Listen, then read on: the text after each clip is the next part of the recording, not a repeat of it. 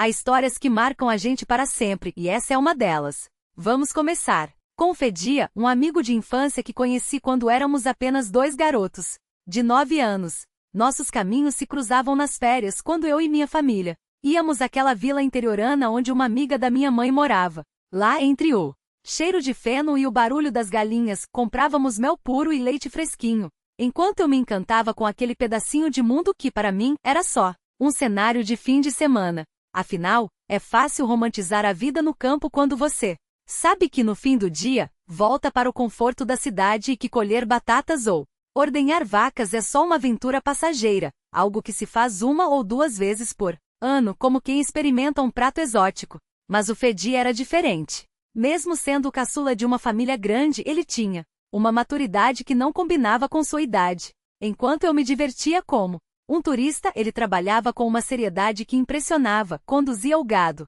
com habilidade, montava a cavalo como se tivesse nascido na sela, e ajudava na colheita ou no corte da grama com um entusiasmo que para mim parecia mais encenação do que realidade. Uma vez até passamos o Réveillon juntos. Lembro, como se fosse hoje, ele, querendo provar que já era homem, armou sozinho os fogos de artifício no quintal coberto de neve. Quando as rolhas do champanhe voaram, foi ele quem as catou do chão, dizendo que serviriam de boias para pescar. Para mim, aquele menino do campo parecia brincar de faz de conta, como quem imita os adultos. Mas estava enganado. O dia em que tudo mudou começou como qualquer outro. Eu observava da varanda, envidraçada enquanto Fedia tentava levar uma vaca para o curral. De repente, o cachorro da família, um bicho enorme chamado Buca, soltou-se da corrente e começou a perseguir o animal, latindo como louco e tentando morder suas patas traseiras. A vaca apavorada corria em círculos pelo pátio, mugindo alto. A mãe de Fedia saiu correndo para tentar acalmar o gado, enquanto ele lutava para segurar o cachorro. A cena era caótica, animais assustados, gente gritando, barro voando. Para mim, aquilo era pura comédia pastelão, uma cena digna daqueles filmes antigos em preto e branco, cheios de tropeços e confusões. Ri tanto que quase caí da cadeira. Quando finalmente conseguiram controlar a situação, Fedia entrou na varanda suado, vermelho de raiva e cansaço. Ao me ver rindo, ele olhou nos meus olhos com uma seriedade que me gelou o sangue e disse seco, quando a desgraça bater na sua porta, aí você vai ver se é engraçado. Minha risada morreu na hora. Aquele não era um garoto brincando. Era um homem em miniatura, com responsabilidades que eu nem conseguia imaginar. Ainda brincamos, brigamos e fizemos as pazes naquele dia, como crianças normais, mas algo tinha mudado. E como se o universo quisesse me dar uma lição, uma abelha me picou bem na testa antes de eu entrar no carro para voltar para casa. Saí de lá com uma marca física e uma lição que levaria para sempre. Os anos passaram, e por um daqueles acasos da vida, nunca mais voltei àquela vila. O que sei do Fedia conheci através dos relatos da minha família. Ele cresceu forte, virou rapaz, e aos 16 já ajudava como pastor para ganhar um dinheiro extra. Até que em um fevereiro gelado tudo desandou. Ele saiu de casa para ir à escola e nunca chegou. No início acharam que era só mais um dia de cabo de guerra. Afinal, que adolescente não mata a aula de vez em quando? Mas quando a noite caiu e ele não voltou, o coração da família apertou. No dia seguinte, parentes, vizinhos e amigos vasculharam cada canto da região, perguntando a todos, mas foi como se a terra o tivesse engolido. Ninguém o vira. Nem os amigos com quem costumava fugir das aulas, nem os moradores das redondezas. O último registro era a despedida na porta de casa quando saíra para a escola.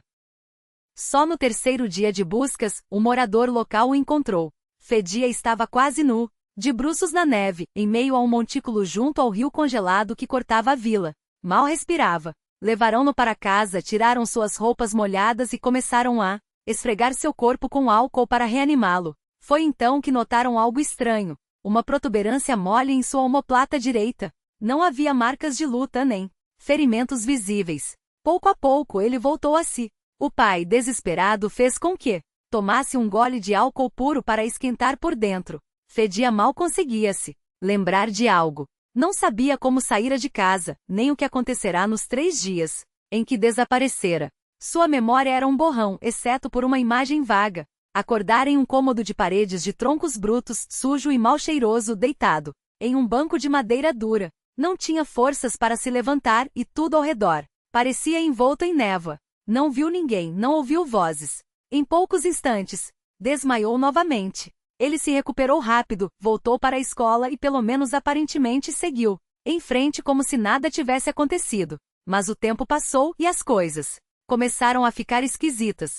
Fedia terminou o ensino médio, preparava-se para o serviço militar e até comprou um Nokia da moda, aquele sonho de consumo da época. Só que de repente começou a sumir. Chegava tarde, ficava dias fora e seu comportamento mudou. Antes falante, agora era fechado, distante. A família desconfiou de drogas, reviraram seus braços em busca de marcas, obrigaram-no a fazer exame de urina. Nada. Até que certo dia ele confessou, estava indo até a vila vizinha, Pó do Chino, onde conhecera uma garota, Katia Koloshenko, por quem se apaixonara perdidamente. Falava dela com um brilho nos olhos como se tivesse encontrado o amor da vida. Passava 2, 3 dias fora, ia a festas com um amigo e voltava em estados de espírito imprevisíveis, ora tenso, ora eufórico, como se flutuasse em outra realidade. Os parentes ficaram preocupados, mas não havia motivos para desconfiar. Ele sempre avisava quando saía, mantinha contato, e o amigo confirmava tudo. Até que o pior aconteceu. Encontraram Fedia e seu companheiro enforcados em um galpão abandonado, cada um pendurado em uma corda de varal. A notícia se espalhou como fogo em palha seca. Não havia sinais de luta nem marcas no corpo. Só 2 detalhes sinistros: ambos usavam óculos escuros idênticos, pintados com uma tinta branca espessa, e sobre uma mesa, uma nota escrita à mão por Fedia. Meu endereço, Rua Vansetti 20, código X3731. As últimas palavras estavam borradas e ilegíveis. A família, arrasada, correu para Pó do Chino, convencida de que ali morava a tal Katia. Mas a vila era um fantasma do passado. Não existia nenhuma Koloshenko, nenhuma rua Vansetti, nenhum clube ou festa há décadas. Os mais velhos juravam que se algum forasteiro aparecesse por lá, todos saberiam. Ninguém jamais vira Fedia ou seu amigo. E assim, entre mistérios e perguntas sem resposta, uma vida cheia de promessas se apagou, deixando para trás só silêncios e uma sombra que até hoje ninguém conseguiu explicar. Silêncio. Um silêncio tão denso que parecia engolir até o som da chuva batendo no telhado de zinco corroído. Apenas o farol do celular, fraco e trêmulo, cortava a escuridão, revelando paredes descascadas e um chão de terra batida que a cada passo rangia sob meus pés como se estivesse advertindo: você não deveria estar aqui. Respirei fundo, tentando ignorar o cheiro de mofo misturado a algo mais sinistro, como cinzas frias de uma fogueira apagada há décadas. A cozinha era um museu de abandono. Pratos empoeirados, uma xícara rachada sobre a mesa e no canto, um armário entreaberto onde se amontoavam latas enferrujadas. Nada de luz elétrica. Nada de sinais de vida. Só o eco da minha própria voz que soou estranhamente oca. Como se as paredes a tivessem absorvido antes que ela pudesse se espalhar. Alguém em casa? Tentei novamente, desta vez mais baixo, quase em um sussurro. O vento uivou lá fora, arrastando galhos secos contra as janelas, como unhas arranhando o vidro. E então, do fundo da casa, veio um som. Não era uma resposta. Era um arrastar. Algo pesado sendo puxado pelo chão, lento, deliberado, como se alguém, ou alguma coisa, estivesse se aproximando com a paciência de quem sabe que não há para onde correr. Meu pulso disparou. A luz do celular piscou, avisando que a bateria estava no limite. 12%.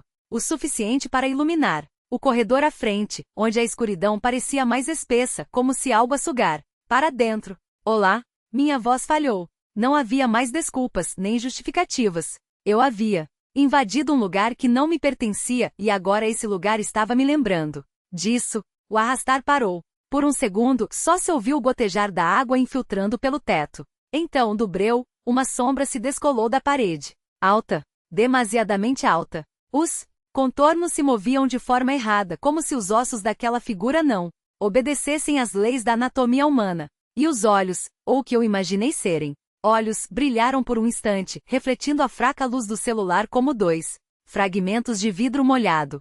Corri. Não pensei.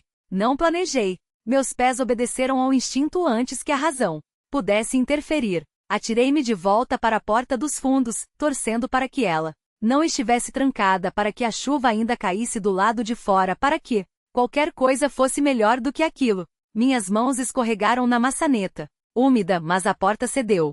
Tropecei nos degraus, caí no lamaçal do que agora era. Inegavelmente um cemitério, com cruzes tortas emergindo da terra como dedos, esqueléticos tentando agarrar o céu. O carro estava a poucos metros que pareciam quilômetros. Atrás de mim, a porta rangeu novamente, desta vez se abrindo devagar, como se quem, ou que estivesse lá dentro quisesse me dar uma última chance de olhar para trás.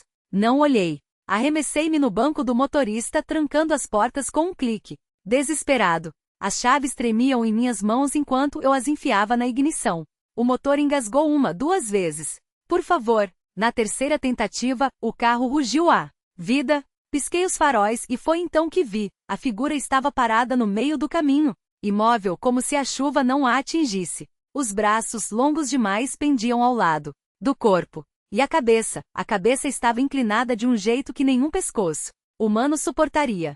Pisei no acelerador. A roda patinou na lama antes de agarrar o chão. O carro disparou para frente e por um segundo, juro que senti algo batendo no capô como se aquela coisa tivesse tentado se agarrar. Mas não olhei no retrovisor. Não então, não nunca. Só segui em frente, as mãos coladas ao volante, o coração martelando tão forte que eu mal ouvia o som do motor. Quando finalmente alcancei a estrada principal, o GPS piscou, confundido. Rota não encontrada, dizia a tela. Como se o lugar de onde eu havia fugido não existisse em nenhum mapa. E talvez não existisse mesmo. Mas as cruzes estavam lá. E a sombra também. O silêncio era tão denso que dava para ouvir o próprio sangue pulsando nos ouvidos.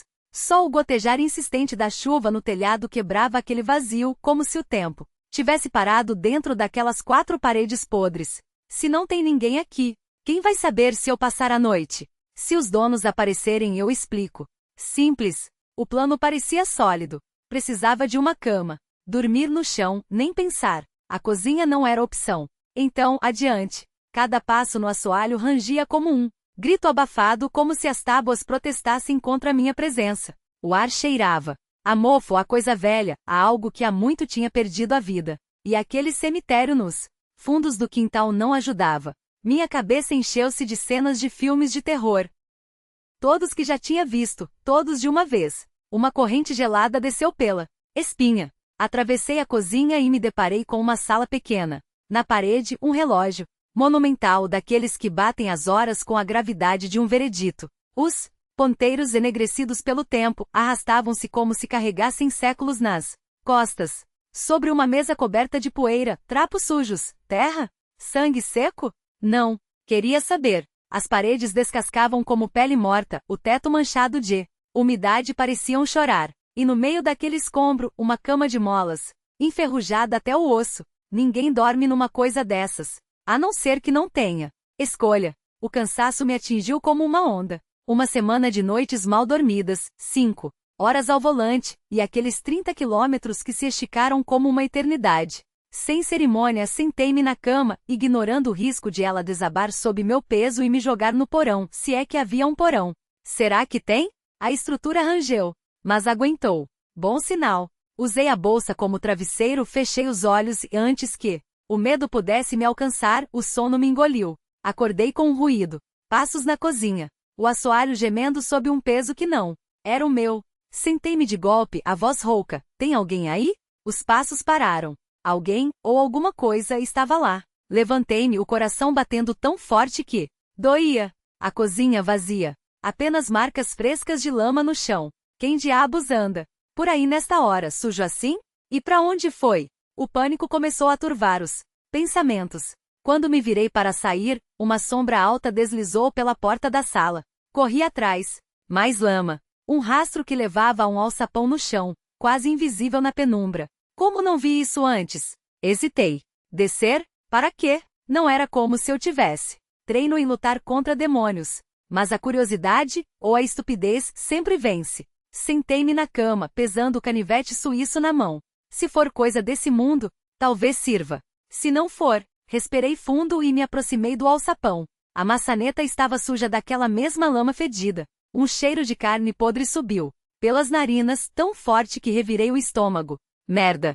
Mas já tinha metido a mão na merda, literal e figurativamente. Não tinha volta. Abri A luz do celular revelou degraus de madeira descendo para o breu. Ótimo. Descer sem saber o que tem lá. Embaixo. Olhei a bateria, 5%. Plano. Desço rápido, dou uma olhada, mato o que tiver que matar e volto para dormir. Simples. Foi quando algo me empurrou pelas costas. Caí rolando escada abaixo, batendo em cada degrau como se meu corpo fosse um saco de ossos. A dor explodiu na cabeça. Quando recuperei os sentidos, estava deitado sobre algo duro, poroso. Dedos trêmulos apalparam o chão. Ossos. Crânios. Ó. Feixe de luz do celular varreu o porão, revelando um tapete de restos humanos. O que é esse lugar? Quem me empurrou? Como saio daqui? Antes que o pânico me paralisasse, um ruído úmido veio do canto. Algo se mexia, chupando, mastigando. Parou e começou a se levantar. 3 metros de altura. Pernas longas, secas como galhos mortos. Braços que arrastavam no chão, terminados em garras curvas. A cabeça. Deus, a cabeça. Crânio alongado, desprovido de carne, mas com uma boca cheia de dentes afiados. Demais para ser humana. Não havia olhos. Ou eu não conseguia vê-los. A coisa uivou. Um som que rasgou minha alma e se jogou sobre mim. O celular caiu. Rolei para o lado, sentindo as garras rasgarem minha camisa a pele. A dor foi um clarão branco. Mas quando a criatura gritou, percebi, meu canivete estava cravado em seu peito. Não esperei para ver se era suficiente. Pulei, escorreguei nos degraus, as mãos escorando em terra úmida e podre. Atrás de mim, o monstro. Irdola, que a palavra ecoou na minha cabeça como um nome, rugia, arrastando-se na minha direção. Cheguei ao alçapão, empurrei com as últimas forças. Ar fresco. Amanhecia. Agarrei a bolsa e me joguei contra a porta da frente, a que estava trancada. Madeiras velhas não cederam. Porra, o trinco. Corri de volta, tirando o ferrolho com mãos trêmulas. O hálito quente e podre da coisa colou-se na minha nuca. Não olhei. Abri a porta e me atirei para fora, correndo como nunca tinha corrido antes. A chuva parara. Só o nevoeiro rastejando pelo chão, engolindo tudo. Dentro do carro, arranquei sem nem fechar a porta direito. No retrovisor, só o cemitério. E 5 silhuetas altas imóveis me observando partir. Cheguei à casa dos amigos ao amanhecer. Eles me olharam como se eu fosse um fantasma, sujo de lama, com um corte sangrento no peito, descalço de um pé, os olhos arregalados. Contei tudo. Um deles franziu a testa. Mas não tem nenhuma vila ali. Só um cemitério antigo. Apareceu depois de... Espere.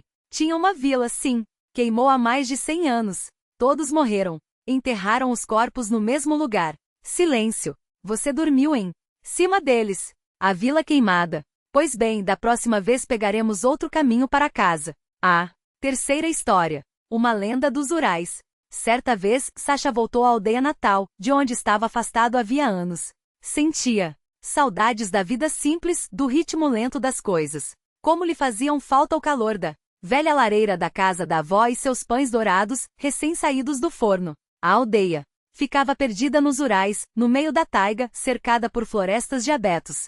Ar puro. Um lago imenso e campos brancos de neve sem fim. Em uma palavra, beleza. Sasha tinha ido para descansar, esquecer a agitação da cidade, recarregar as energias. Mas havia outra coisa que o atraía, as caçadas com Ivanish, vizinho da avó. Homem simples, de coração aberto, sempre pronto para uma prosa ou uma história depois do trabalho. E como ele sabia contar. Todos ouviam em silêncio, sem interromper, porque Ivanish não apenas narrava, ele vivia cada palavra, como se arrancasse os relatos da própria alma. Naquela noite, enquanto a escuridão envolvia a aldeia, Sasha e o amigo se acomodaram na casa de Ivanish, tomando cerveja. O velho riu, enxugando lágrimas.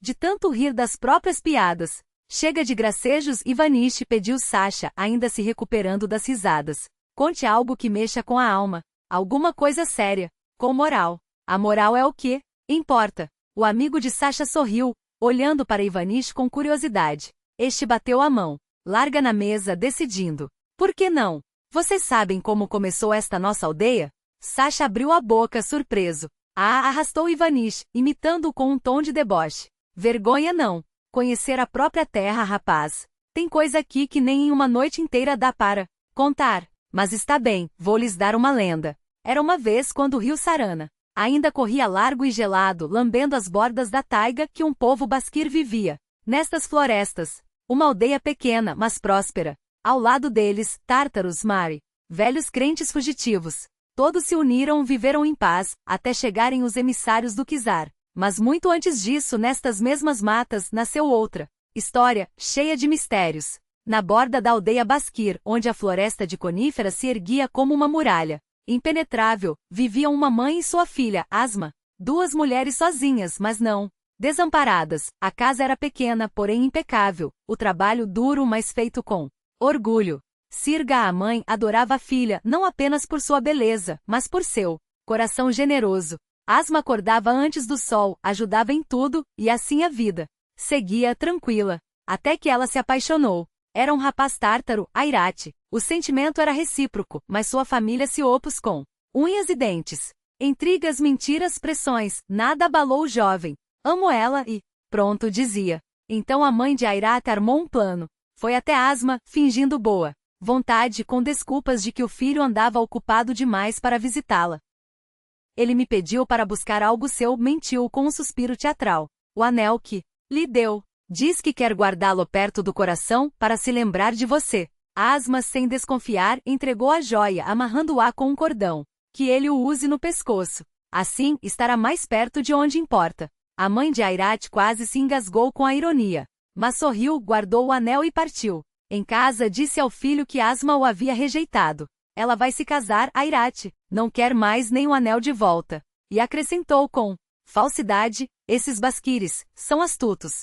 Só me encheram de desculpas. Eu que só queria conhecer minha futura nora. A raiva tomou conta do jovem. Os punhos se cerraram, os olhos arderam. Quis confrontar Asma, exigir explicações, mas a mãe chorou, se debateu, fingiu um desmaio. Ele acabou desistindo. E por vingança casou-se com outra. Asma esperou. Esperou até as lágrimas secarem, até o coração se acostumar à ausência. Com o tempo, até um filho nasceu, forte e saudável. A dor arrefeceu. Até que Airate voltou. Chegou à aldeia com a nova esposa, a pretexto de negócios. A família tentou dissuadi-lo. Para que ir lá? Insistiu a mãe. Seu irmão pode ir. As sanias dele são mais resistentes, ele conhece melhor o caminho. Não se preocupe, mãe. Eu mesmo cuido disso. Mas não eram os negócios que o atraíam. Era a vingança. Queria que Asma visse sua felicidade e que sofresse. Que mordesse os cotovelos de arrependimento. Sirga o recebeu com frieza, medindo a esposa de Airate com um olhar gelado. Quase não o deixou entrar. Mas então Asma apareceu. Ao vê-lo, seu sangue gelou. As pernas fraquejaram. Ficou ali entre a vida e a morte, sem conseguir pronunciar uma palavra. A outra mulher ao lado de Airate foi como uma facada. Veja, filha, rosnou Sirga. Ele encontrou outra. E nem se lembrou de vocês dois. Foi quando Airate soube do filho. Arrombou a porta, exigiu respostas, atirou palavras como pedras. E então entendeu. Tinha sido enganado. Traído pela própria mãe. Abandonar a mulher que o amava por uma mentira. Mas não havia volta. Não dava para desfazer o passado nem pedir perdão. Asma, ao vê-lo ali, feliz com outra, perdeu a razão. Os olhos se turvaram, o coração disparou.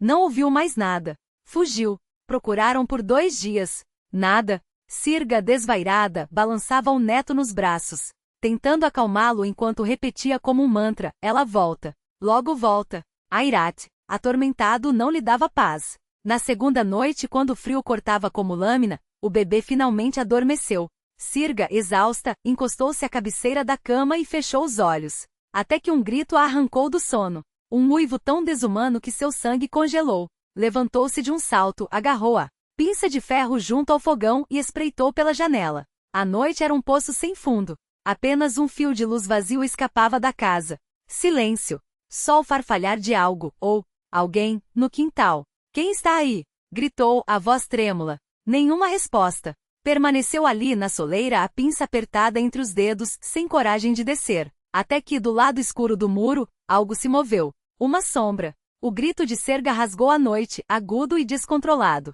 Aos seus pés, avançando sem um ruído sobre patas largas e musculosas, uma lince emergia das trevas. O medo a paralisou, transformando seus músculos em pedra. Ela só conseguia fitar a visitante noturna, imóvel, enquanto voz, dolorosamente familiar, explodia em sua mente. Mãe, Serga ergueu os olhos para aqueles globos dourados e brilhantes, tão grandes que pareciam conter oceanos de dor, e ali, no fundo daquele olhar selvagem juraria ver lágrimas. Mãe, mãe! O lamento ecoou novamente em sua cabeça, agora mais alto, mais urgente, como um gancho cravando-se em sua alma. De repente o sangue abandonou seu rosto.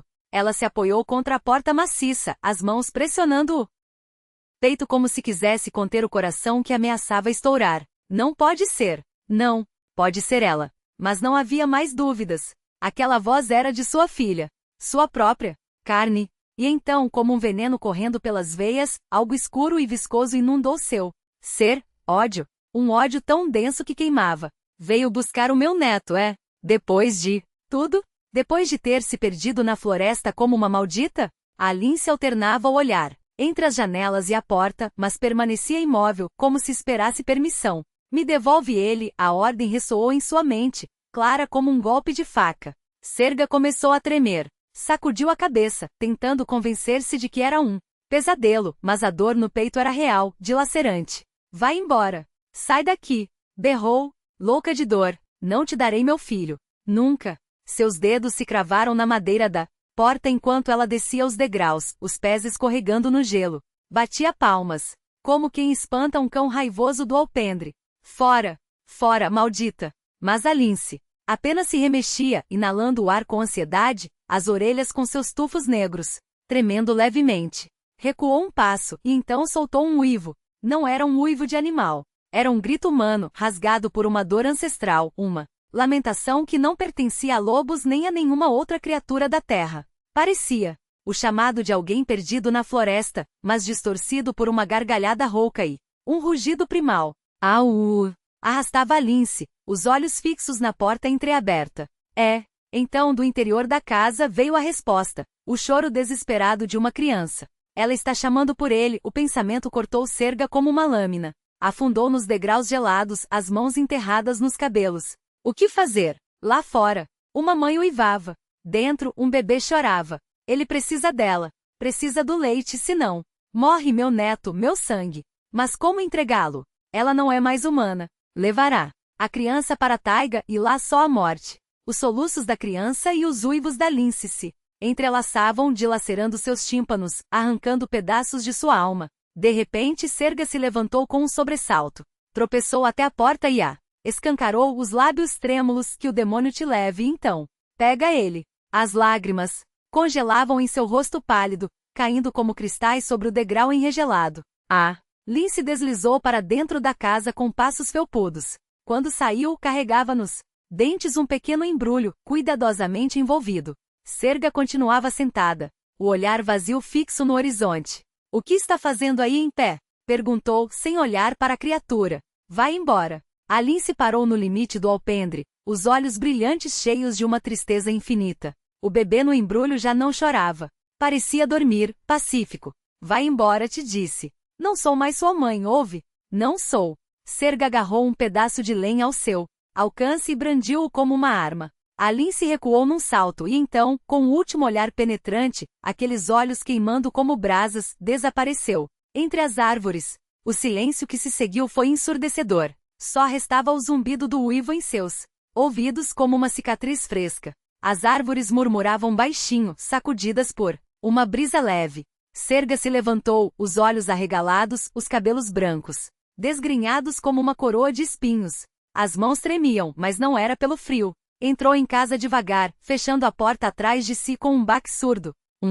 Instante depois, a luz nas janelas se apagou. E então, um som abafado ecoou lá dentro. Na manhã seguinte, encontraram Serga morta. E aí, velhinho?